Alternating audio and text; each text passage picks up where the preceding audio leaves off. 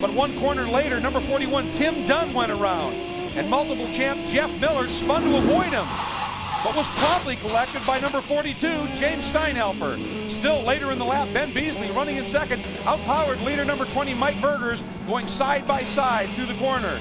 On the final lap, Tim Dunn went off course again while running second, but up front, Ben Beasley put a 1 minute 51 second drubbing on the field.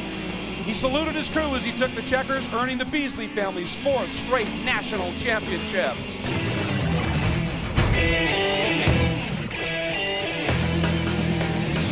The name Beasley and Runoffs Gold are synonymous. It started with Father Al Sr., son Al Jr.'s had success as well.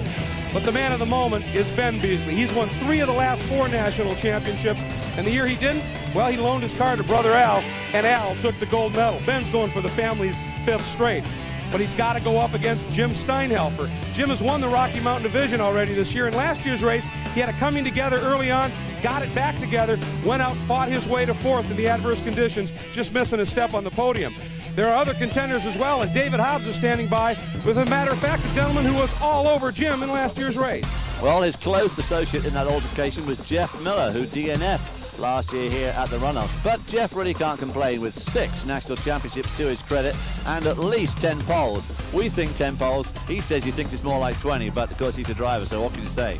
Next to him, Jack Lucilli. Jack Lucilli's had a bit of a troublesome year with his car this year, but he's also had a 1st, a 2nd, and a 3rd, which gets him to his 1st ever national championship runoffs. And Richard Leslie. Richard Leslie is the current Northeastern national champion with 4 wins this year, so he is going to be a very strong contender this afternoon. The Runoffs are very much about variety, and no class captures that spirit perhaps better than C Sports Racing. Creativity and invention are the hallmarks of this class, but it ends up making outright pure speed. And it's now time to find out who's the most creative, both in the garage and on the track, as we go after a C Sports Racing National Championship at SCCA's Valvoline Runoffs, the 39th edition of this National Championship chase. And for the 9th consecutive year, it is being held at Mid-Ohio Sports Car Course. David, take us on a tour. Well, the Mid-Ohio course at 2.4 miles is one of the most fun courses in the United States. 15 turns, as you can see, a lot of straightaway. From the finish right up to that chicane in the top left corner is almost flat out. Turn 1's almost flat out here. The keyhole in the top left is very important down that long back straight, and then starts the S's. Very difficult to overtake here. Very difficult. Let's head down to pit lane for the first of our 2 pit reporters, Brian Till. Well, Greg, you said it. Creativity and invention, and that's what this class has always been built around. Jacek Muka starting in a very late model Atlantic chassis with fenders that have been put on it. But Richard Leslie, this may be the thing to come. It's a purpose-built C Sports Racer chassis. It may not be invention anymore. It may just be all by design in C Sports Racing if these guys have their say at it in this new radical chassis. Let's check in with John Bizignano. Well, thanks, Brian. You've seen the car number 26 for years. David Brent Dieberg has been running this car as a Formula car in Formula Atlantic. You say, this doesn't look like any Formula car I've ever seen. Well, underneath all this bodywork, there is a 1988 Ralt RT4. The car was no longer competitive as a Formula car. He has changed it to a sports racer. Let's see how that Formula car chassis does with some fenders on it. Well, that's exactly what we're talking about, creativity. And if you find something isn't working, you'll find a way to make it creative. But Brian Till is right. Radical and a couple other chassis makers are starting to design cars specifically for this class. Drop an engine in and go fast. Things may be evolving here in CSR. Now this here, that's the drain plug. It lets the oil drain out. SCCA Valvoline Runoffs is brought to you by Valvoline. You can always tell the guys who use Valvoline. Welcome back, everybody. The field is underway. We want to take you right to the Valvoline starting grid, introduce you to the combatants here today. And we're going to take a look at it. Ben Beasley won from pole last year, and he started off well. He has put his number 1 championship winning car back on the pole here. There's Jacek Muka and Jeff Miller, Richard Leslie, Russilli, Vandenberg, Steinhelfer, Metzger, Charlie Coleman, and Skip Reaver. Now, this is a field that's a little short at this point in terms of number, but there's some awfully quick drivers and some great creativity in this class. And David Hobbs, we talk about sports racers. There's a couple different classes. Tell us about C Sports Racing. Well, C Sports Racing is right in the middle of the pack there. You see purpose-built road racing cars, as we've already seen from our pit reports. These cars, some of them are home-built, some are built off Formula Atlantic chassis, which obviously is a full racing car.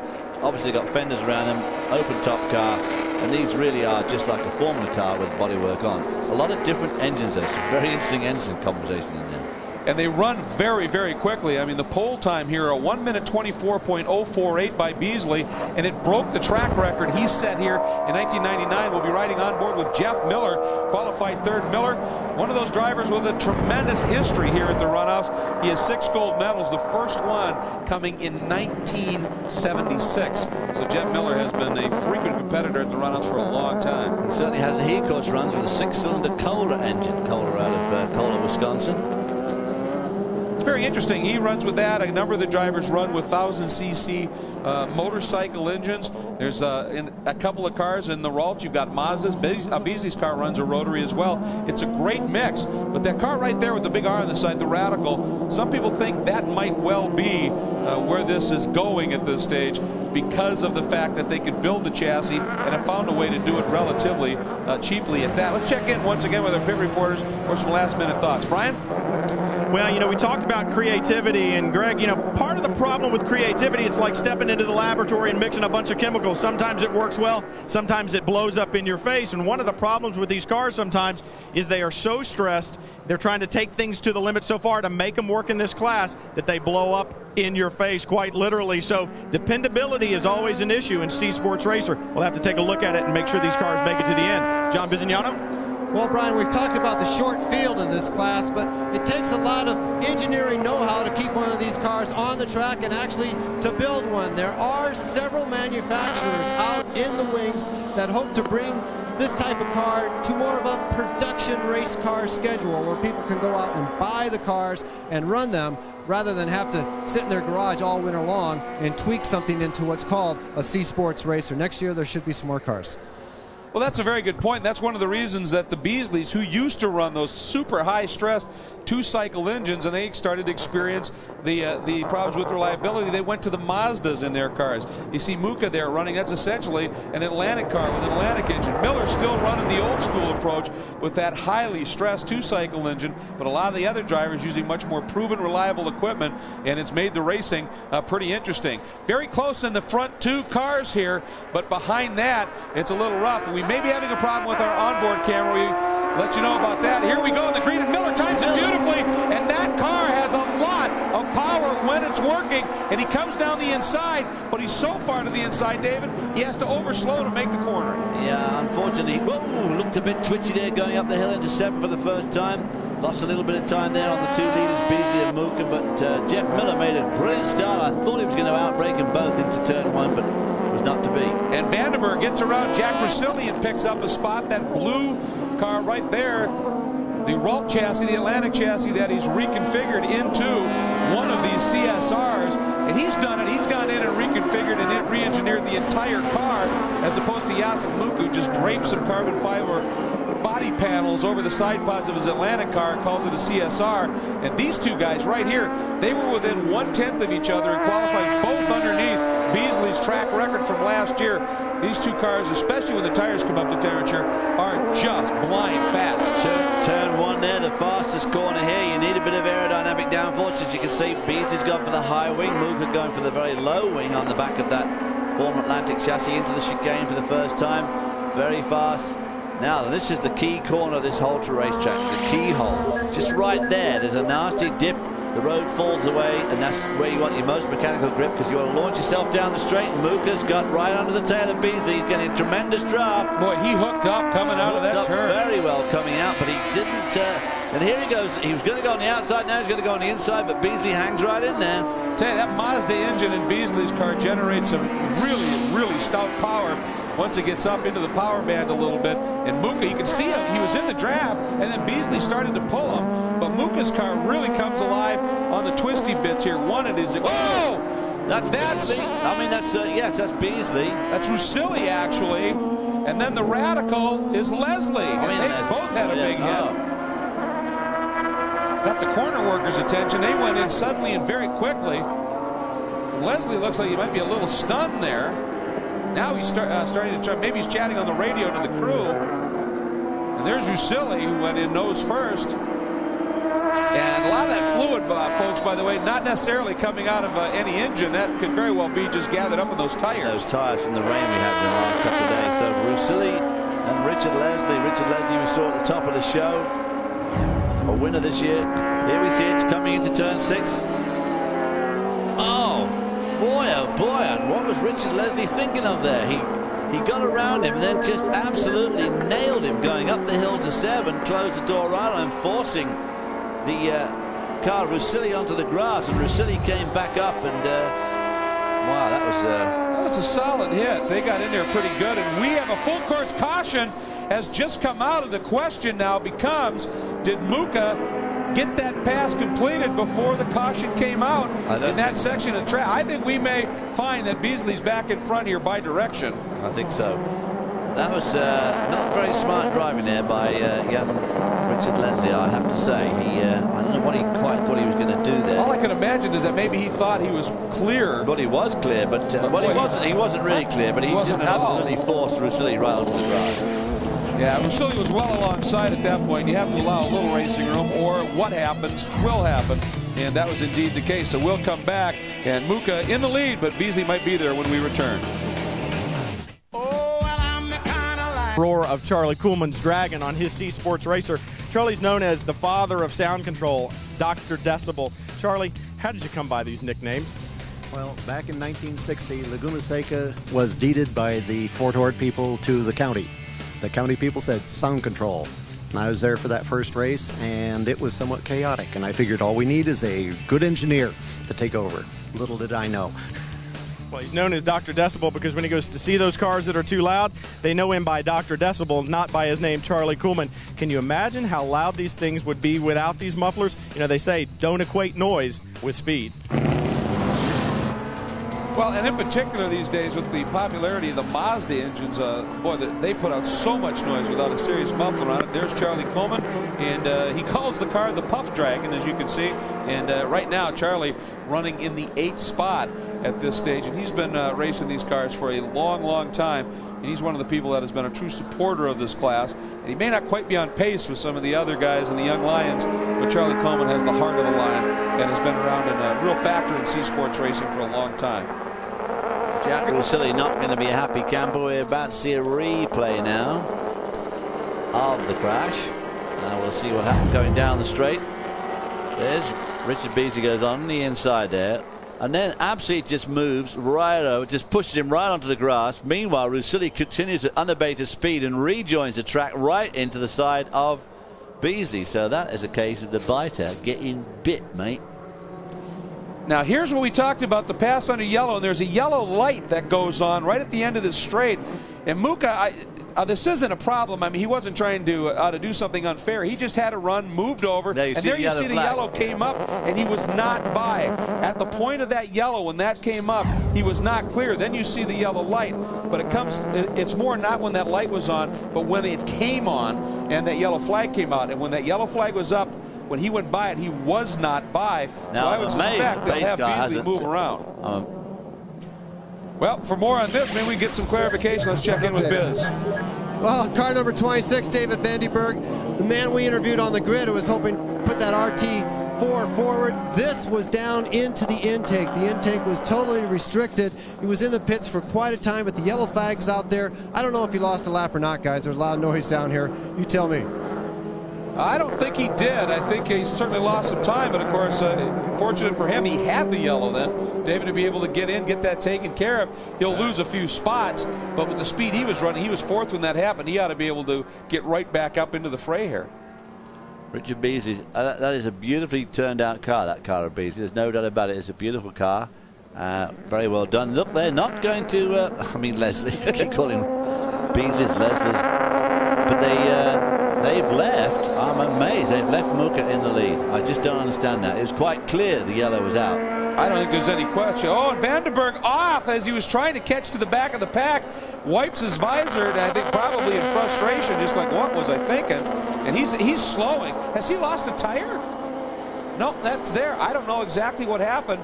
But as we come up here for this restart, Let's go back and take a look at that one more time, because this is a bit of an issue here, I would think. And as I said, it's very clear. The rule says you can start a pass. You have to complete the pass before the yellow comes out. Now here he goes, David, and watch when that yellow displays right in the bottom of the screen. The bottom of the screen, you can see the yellow flag waving quite clearly, which it obviously didn't just come up here. I mean, it was already up when he went by. He's not even by yet. There's the flag, and he clearly passed under the yellow. So, and I'm sure it wasn't an intentional thing. He started the run, and you're focused, and he may not have caught it. But the yellow was out. But that flag is the telltale, and we're back to green. And Beasley trying to rectify it on his own since he didn't get any help from the officials. And Muka having none of it. This gives Jeff Miller another opportunity here. But the problem, you talked about it earlier, the wide track. You look at how wide the lead car is. You look at how wide Beasley's car is, and then look how narrow Miller's is. That's a chassis he's been running for a long time, and it too just cannot run with these guys. No, and Muka there at the beginning there, it was quite clear that he was trying to get around Beasley, and if he had got around him, I suspect he's going to drive off. Beasley did get pole, setting the track record, breaking the one he set in 99, as I said, but Muka was within a tenth. I mean, he's that close. And you can see how much they've already opened the margin up over Miller, and it's just so tough for Miller right now. Miller's time in qualifying was about 3 seconds off of these guys, and I think that's just Miller's a good driver. There's no question of that. It's just technology has stepped far enough forward now that Jeff Miller's got to be scratching his head, wondering what he's going to do if he wants to keep playing in CSR. Well, Jeff Miller, of course, got 6 gold medals here at the Runoffs. The last one was in 1996 in this division, and he first won a gold medal in this division back in 1978. Another previous winner of this division was Jim Truman back in 1975. Of course, was the owner of this beautiful track here at Mid-Ohio, and it's still his family that continues to run it, and it is truly one of the elite road courses in North America. Just a phenomenal facility. The track itself is a driver, and as you can see in the background, a fan favorite, as are the Runoffs.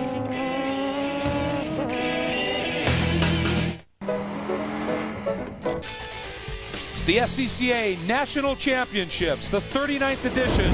It's the Valvoline Runoffs right here at Mid-Ohio. Glad to be bringing it to you here on Speed. C Sports Racing is the class under contest right now.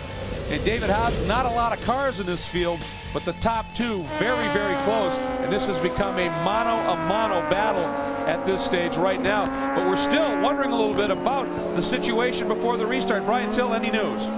Well, I talked to the officials down here in pit lane, and all they would say is, we are aware of it. It's being looked at. And I said, so that's as specifically general as we can be. And they said, that's right, we are aware of it. It's being looked at. But John Bizignano, I think you're standing by with somebody who wants a little more than having it just looked at. Well, they're looking at it very closely down here in the Beasley pit, that's for sure. And the word is, to them, it was 100% a pass under the yellow. The cars came underneath the start-finish line where there was a yellow flag out, and there was a very visible yellow flag going into turn 1, and that's when the 0-1 car went by. As far as they're concerned, the race is over. They've already told the SCCA that there will be a protest, but we may get a penalty on the 0-1 car before all the lawyers take over. But right now, Beasley thinks he's won the race sitting in second. I must say, I can't find it. It just doesn't seem to be that difficult to me. I mean, looking at what? I mean, it's pretty clear from our TV pictures what happened, and they can see that the same as we can, and they can see it real time as we can. They could have done it right there under the caution, under that lap. And here's another look at it right here, and it really comes up. There's a white line they'll go by right here, and he's not by there, and that's where that flag is. It's very clear. But David, this race, the Runoffs, is run to SCCA club regulations, not pro regulations, and very few SCCA club events have TV, so they have very specific rules because there is no video that they can go back to, that a lot of it has to be handled via protests and penalties as opposed to black flags. Every corner has a worker, exactly. Well, that's true. If a corner worker is calling in and saying this was done and there's a yellow, you can always make it good. You can always opt for that because the rule book called the CSR allows the officials to be able to make that kind of change. The GCR, it's called, the General Competition Rules. Here's Skip Reamer right now running in the 6th spot. Skip really had some problems in qualifying. couldn't even get on track for the first 2 qualifying sessions. And then when he came out for the other one, he wasn't really on pace. And this is what we're seeing here. Reber right in front of Charlie Coleman. And these guys right now are well off the pace, running very slowly right now. Slowly off the but pace. They're battling at this pace. But you can see that they're a much narrower car than our 2 lead cars. These guys are going with the old narrower track cars, a much narrower car, which just doesn't have the stance to give it good grip through some of these corners, especially like that turn 1 there, which is a very fast corner. Very high wing on the Charlie Coleman car, as you can see, well up over his head there, well up in the airstream. There's no doubt about it. He's got plenty of downforce on the rear. Well, I think the problem might be is they've got more downforce right now than they got power. They both have been struggling all event long trying to get power, but they didn't want to miss this race, and they're having a good race. It's just at about maybe, what, 2/3 the speed maybe at the front of the pack. Coleman obviously has a little bit more grunt in the engine department at this stage, and Reber, it's just been an exercise in frustration ever since he got here. Right now, there's Jacek Muka opening it up, and I think there's an exercise in frustration going on in the Beasley pit right now as well.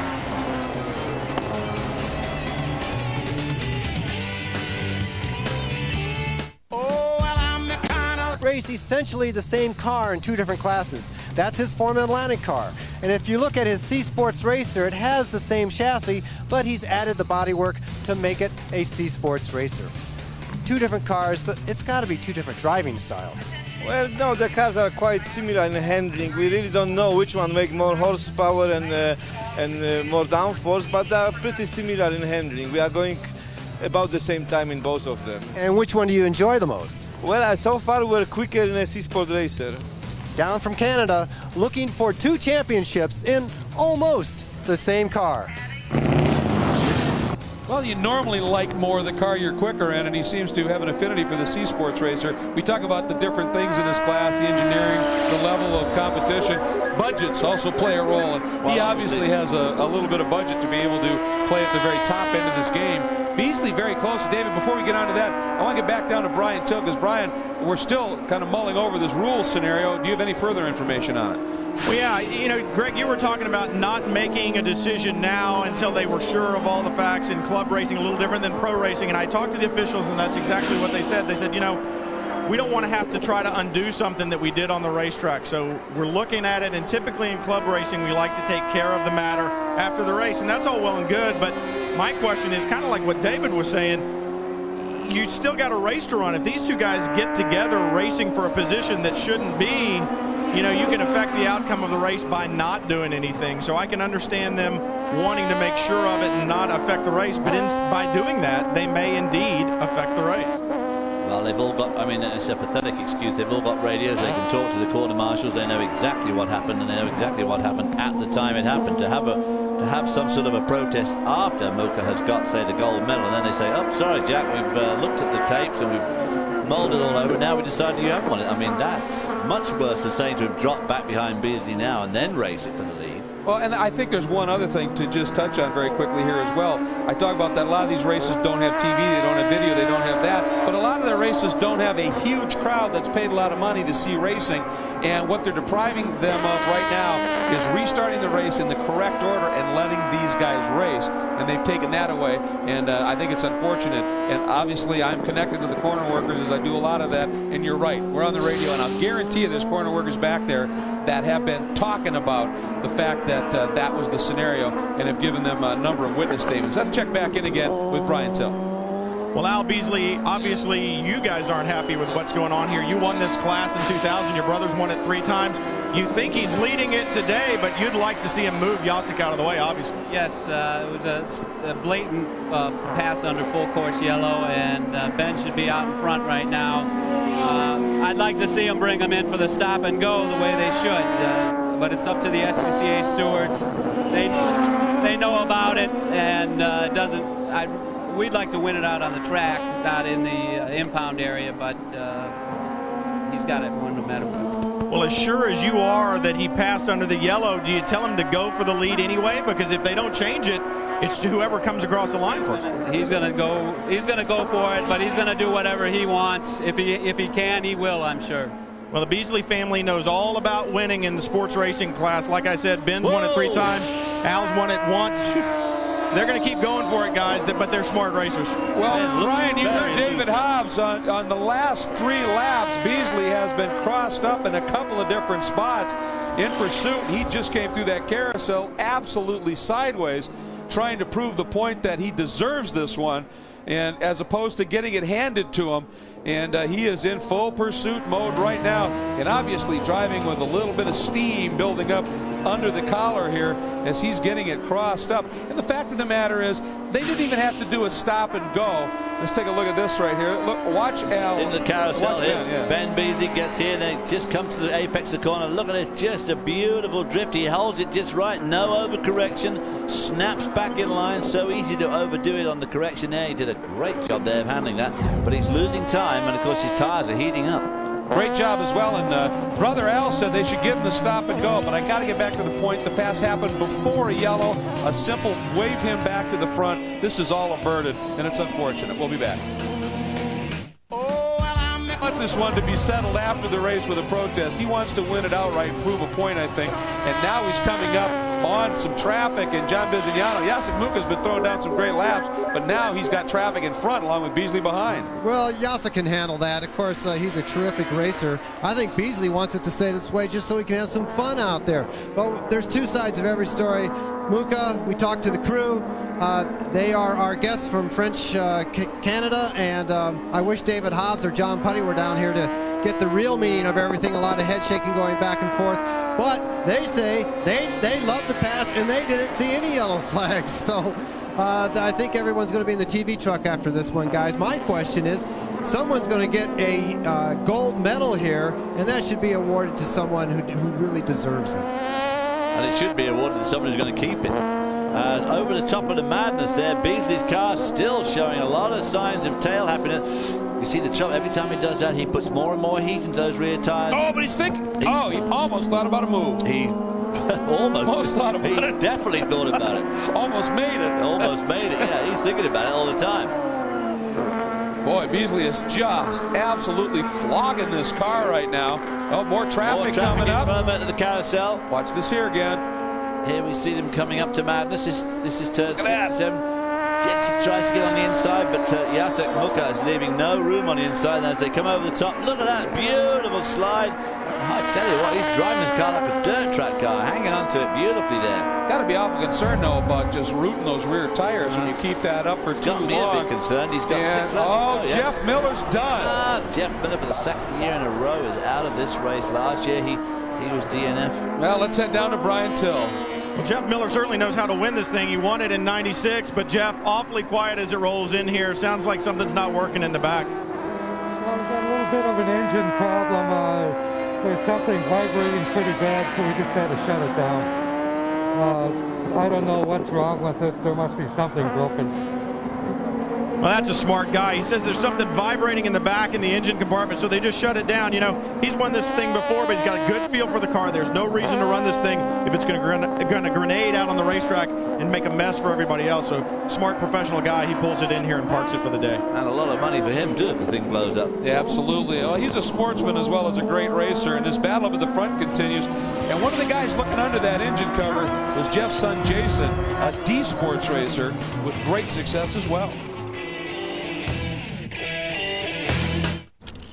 Now this here back, and it is working very well right now for Jacek Muka up front, but Ben Beasley continues to hound him, and in certain spots here, there is no doubt Beasley, it looks like, is the quicker car, but in other spots, I'll tell you what, Muka is able to draw away, but right here, Beasley makes up a lot of ground into the keyhole, and then in the S's. I think that, to be quite honest, I think that Beasley is out-driving Muka at the moment. There's no doubt about it. I can't believe that Beasley chassis is only like as sophisticated as the Rolt chassis that underneath Muka. And I think that Beasley is just putting on a brilliant display of driving as we look at the 42 car.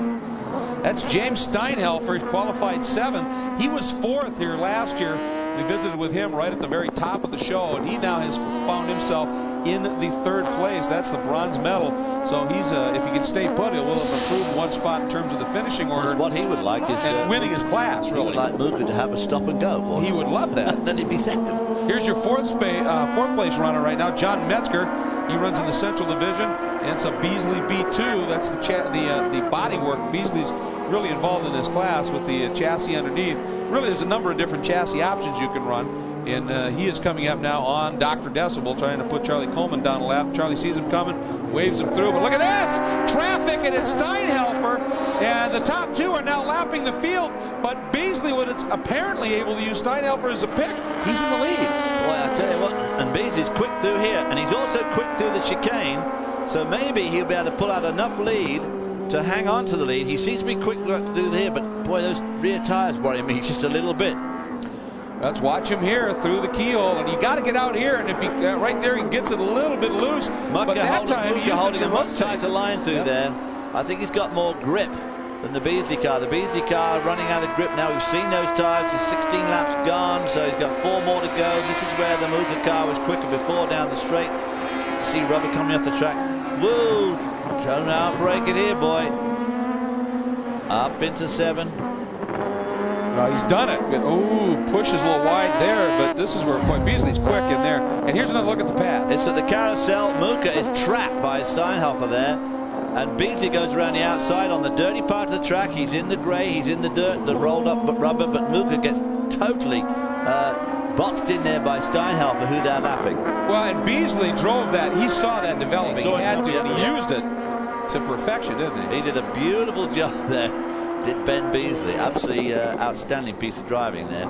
And he's right out there on the wrong side of the road. He's got all that dirt and grime out there, so he's losing grip. But he hung on there very well at keeping Muka boxed in behind Steinhelfer. So Beasley is on the move now, and Brian Till, it was a beautiful pass that gave the lead. Boy, it was impressive standing right here watching, and I think what you saw there was the calm and the skill of Ben Beasley, the experience in this class. I jokingly asked Al, his brother, I said, how much did you guys pay Steinhelfer to block him like that? He said, Brian, I don't even have a radio. Well, hey, you got to read traffic, and I mean that's as much of it as anything. There may only be 10 cars in this class, but Beasley timed it beautifully when they got to traffic, and I think he feels he has something to prove in this race, and he may have gone a long way to doing just that. Beasley now in the lead here in the C Sports Racer National Championship race for the SCCA's Valvoline Runoffs in Mid-Ohio, and he has opened up his margin just a bit. He's opened up a huge lead. What happened to Muka? Whoa! Boy, oh boy. He's just sliding that car around like a kid with a new toy. I mean, it is staggering to watch him. It's so exciting. He's got this car so beautifully controlled. I'm just a little bit worried about his rear tires, but he doesn't seem to be worried. He still holds a tight line through the carousel there, so not got a problem there. Pulling away very fast now from Muka in the Rolt. And I think it might be more Beasley right now, but John Bizignano, we've been speculating about different power plants and different power. Well, down here where someone in third place actually gets lapped by the first and second place cars. You won't see that anyplace else at the Valvoline Runoff. The problem is the first and second place cars both have Mazda power. They're at 300 horsepower in the 26 car. It's their own motor, a 1300cc two-stroke that's only developing about 250 horsepower.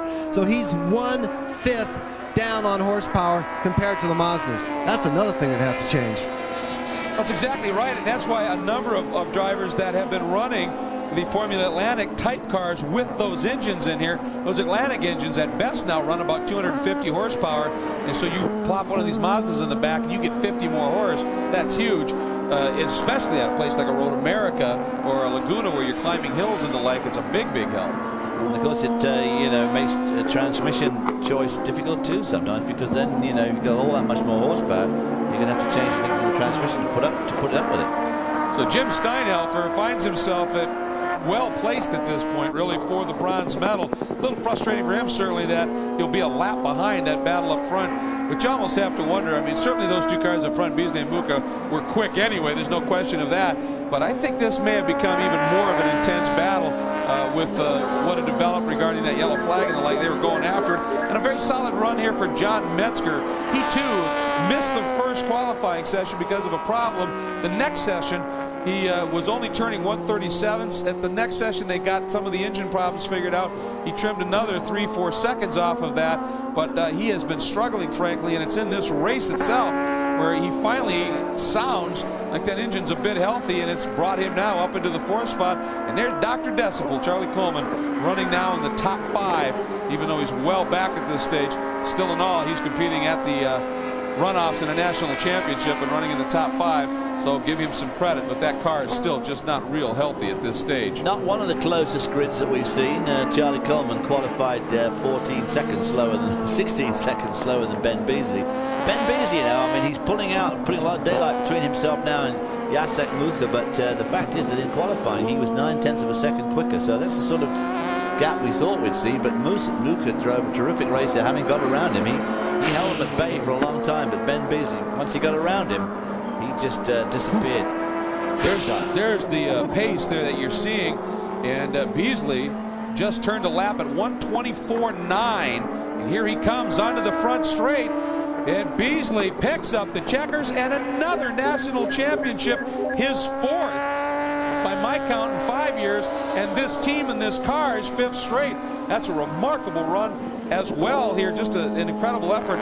In his last lap, the one right before this final lap, he turned at about 8/10 of a second off of his qualifying pace, and it was fully 3 miles an hour quicker than Mucha. But let's go right back down to Brian Till, a happy brother watching. Well, Al Beasley Jr., it seems like the Beasleys own C Sports Racing. For a while there today, it was kind of questionable. How much of that desire after Mucha got past him and the questionable call was it that drove your brother back to the front? Ben doesn't want to back off for anybody or anything. Just to show you that, at the before the race, he said, take the rev limiter out and throw it away. So we took the rev chip out, and we knew it was going to be a tough race the whole way. And I'm glad we were able to win it out on the track the way that it should have been. It's just a great weekend. The Hoosier tires and Redline Oil just put us where we needed to be, and it's all the support from the family and friends that really makes it worthwhile, and just a great weekend for us. A lot of experience and calm on the part of the Beasley family. You guys have won so many races, but how calm were you when you watched them come side by side through the carousel and make that pass for the lead? I have complete confidence. I mean, I'm more nervous than he is. I have complete confidence in his driving. He's one of the best drivers out there. So, you know, if it's there, he's gonna make it happen. In so much confidence, what position did you keep showing him on the pit board every lap? P1 the whole way. It was always P1, guys. Trying to maybe rein him in just a little bit, but Ben was going to have none of that. Al himself, of course, a 2-time national champion, 86 and 2000. Absolutely no question about it. A couple of quick stats for you. 1 caution for 2 laps and an average speed of 94 miles an hour for the race. That's quick. We'll be right back to visit with our champions.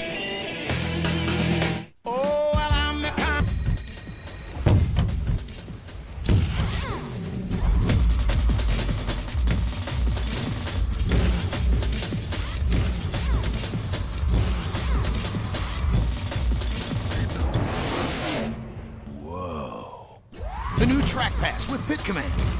Log on to America Online, go to NASCAR.com, and test drive it now. NASCAR.com, America Online, keyword NASCAR. Speed Channel's coverage of the SCCA Valvoline Runoffs is brought to you by Valvoline. You can always tell the guys who use Valvoline. Well, the race is complete. Here is your look at the top 10, and it is Ben Beasley, Mucha, Steinhelfer, your 3 medalists. As we take a look at the unofficial results, let's get right down to Brian Till with our winner. Well, Al Beasley Jr., not the prettiest trophy girl around, but I think his brother will take the gold from him. And Ben, another great national championship. But how much determination, extra determination, did you get a few laps in when that blue car went by? Well, he went by under a double yellow. I knew it. I had backed out of it. And I just wasn't going to win that way. I knew they gave me the one board. I was in first place even when I was behind them, but I was not going to win like that. I just wasn't going to do it. It would have been so hollow. It would have been unbelievable.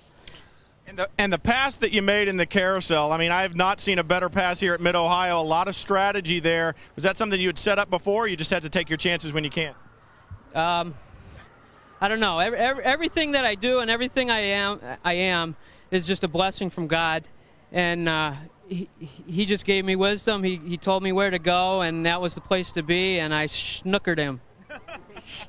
That's a professional racing term, guys. Snookered. He got snookered. And let's get down to the guy that got snookered. He's with John Bizignano. Well, Jacek Mucha, they say you got snookered on that pass. Tell us about that pass towards the end there when you were leading and that big yellow car came by. Oh, well, I was leading, and I think I have a little bit of lead, and we came on a back marker. At the same time, my engine started doing something which I don't know what it is. It's some small mechanical gremlin. And on acceleration from the last corner, Ben was quicker, and after that my engine wasn't up to snuff, and he ran away from me. Jacek, a little bit of controversy about your pass into the lead. Did you see a yellow flag? Yes, I see the yellow flag once I finish my pass. And there was a yellow flag at the start-finish and going into turn one? I didn't see on the start-finish. I see the flashing light. And the pass itself you felt was clean? Yes. Okay, well, there we have it. And this car had to be pushed into the pit lane. So, in some ways, very lucky to have it still running at the end of the race.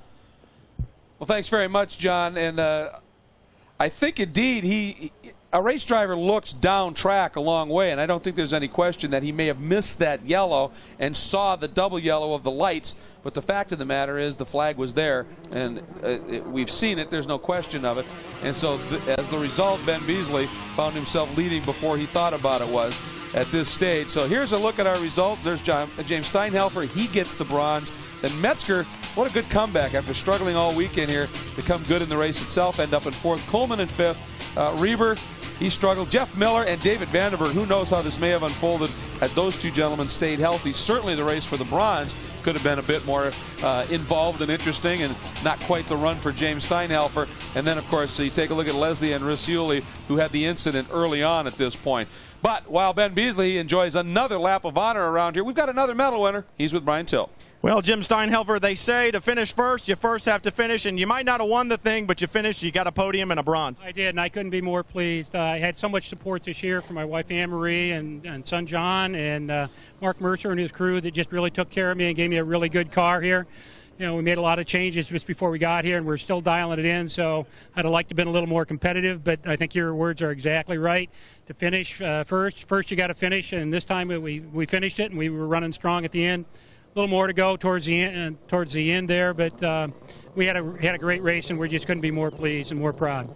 You know, they say that this C Sports racing class, it's kind of like an experimental class. It's mixing a lot of chemicals in the lab. It seems like you guys are going to keep mixing and working on a better car? Absolutely. You know, like we changed the wing, we changed the shocks, we changed everything before we came this year, but we had a really sound, fundamental car. And the weather gods were kind to us here this year for the first time in a while, and we really got to run and see what we could really do.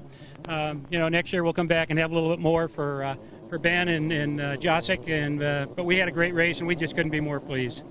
Well, they say it's an experimental class, and you heard he mention the family. It's the family that's helping him mix the chemicals, and they're looking to be back next year. Let's get down to fourth place with John Bizignano. Well, John Metzger had a great run, but he doesn't like being lapped. John, you've got a Form Atlantic motor in this car, and you're thinking about a change. Yes, we're hoping maybe go with Toyota Power next year. Give us a little more equal playing field. How much power would that add? Well, I'm down right now probably 25, 30 horsepower to those folks. That's got to kill you on these long straightaways. Well, I think if you notice me going down the straightaways, those guys are going by me like I was sitting still. I could pretty well hang with them in the corners, but, you know, just no power on the other end. And what about the chassis itself? This was a Formula car made into a sports racer? This is an RT5 chassis. Ben Beasley actually built this car, too.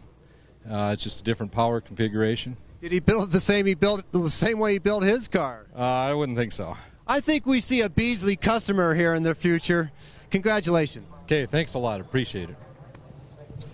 Well, what they say, there's Ben Beasley right there, and they say imitation is the greatest form of flattery. And I guess if you can't beat them, you got to join them, and maybe that's exactly what they'll do is find themselves a Beasley chassis. Well, that's the way to win all the races as the Beasley family. Al and Ben win all the races, get all the pole positions, get all the cups, and of course sell all the cars as well. So it's great. And in this category, we talked a little bit about there's a Radical chassis that's coming along, so there are some options that these guys can run in the future if they want to pursue it. And that Radical chassis, like the Beasley chassis itself, you could drop different engines in it, and we may see this class evolving a little bit as to its approach in the future. Well, we thank you very much for joining us today here on Speed for our coverage of the C Sports Racing National Championship. It was a very eventful race. Remember to check out speedtv.com, online information about all things motorsports. Thanks for joining us here. For David Hobbs, Brian Till, and John Bizignano, I'm Greg Kramer. We look forward to visiting with you again right here on Speed Channel. Until then, take care, everybody.